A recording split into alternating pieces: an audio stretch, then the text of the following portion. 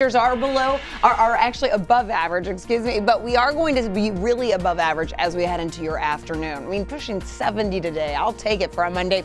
40s and 50s this morning, 51 in Sugar Land, 53 in Katy, 48 this morning in the Woodlands. So you'll still need a long sleeve, but check out that day part plan, our mid 60s by your lunchtime hour. We stay dry today with a high temperature pushing 70. So enjoy it. Enjoy your Monday.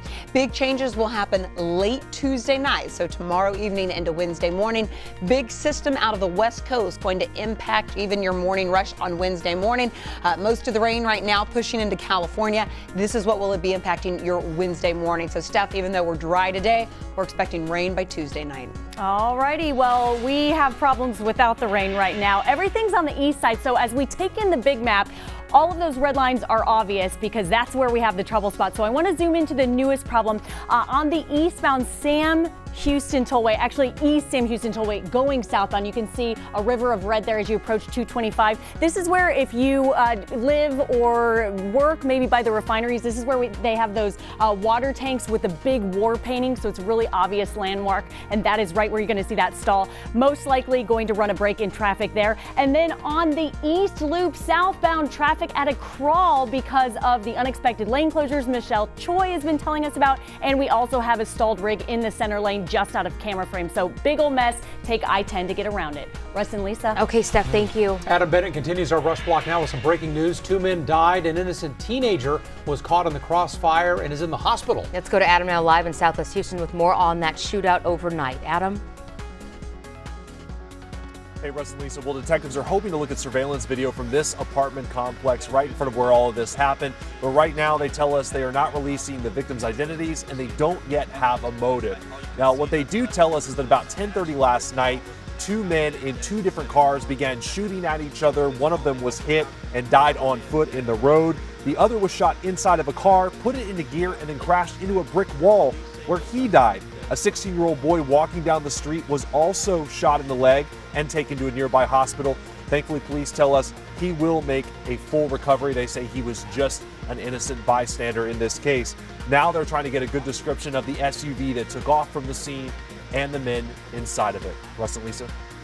All right, thank you for the update, Adam. We have more breaking news this morning. This is out of South Houston. A 2-car crash killed a driver. It happened about 1 this morning. A suspected drunk driver crashed into an oncoming vehicle carrying a woman, her 1-year-old, and her mom, and that woman died. The mom and baby will be okay. The other driver was arrested at the scene. Your rush block continues with the day's other big stories, including a woman rescued from her burning home. 3 different homes caught fire on Lee Street in North Houston last night. Neighbors saved a woman from her garage apartment, and she is expected to be okay. It's not clear where or how that fire started. Remembering the victims of the Sandy Hook Elementary School shooting, local faith and community leaders led a vigil last night to mark the 6-year anniversary. They're calling for more action on gun control. This was organized by faith leaders, but tonight we heard from a city leader too. Police Chief Art Acevedo has never shied away from sharing his opinion on this issue, and tonight he said he'll be even more outspoken about gun legislation in the new year. A major meat heist. A man caught stealing nearly $1,200 worth of meat from the Kroger on Riley Fuzzle in Spring. Constables say they found the goods in Michael Cordova's car. He's been charged with felony theft. Healthcare coverage in limbo. A federal judge in Texas struck down the Affordable Care Act, calling it unconstitutional. It's a big ruling. It's a great ruling for our country. We'll be able to get great health care. A group of states is already vowing to appeal the decision. Reopening after Harvey. Today, Lone Star College Kingwood will reopen 6 buildings damaged in the storm. The campus got a makeover just in time for spring semester. And that is your Rush Block. Let us know what's happening in your world. Just tweet us using the hashtag HTownRush.